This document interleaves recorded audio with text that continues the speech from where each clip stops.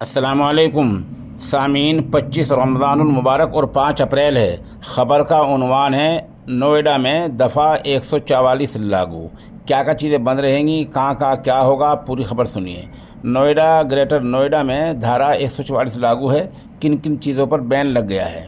इस आदेश के बाद 5 और उससे ज़्यादा लोगों के इकट्ठा होने को मना कर दिया गया है। किसी भी जगह 5 या उससे ज़्यादा आदमी बगैर परमिशन के सरकारी इजाज़त के इकट्ठे नहीं हो सकते।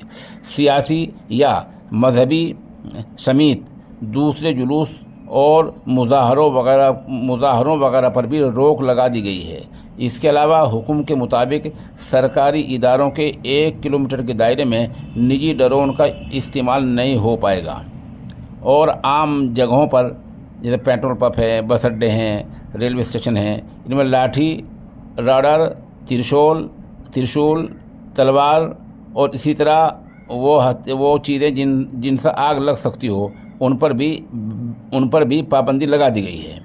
आदेश में बताया गया कि आम जगहों और आम रोडों पर नमाज, पूजा या किसी भी तरह की मजहबी जुलूस पर पूरी तरह से बंद रहेंगे। तो इस तरह की पाबंदी लगी हैं और ये नोएडा में दफ़ा 144 लागू कर दी गई है।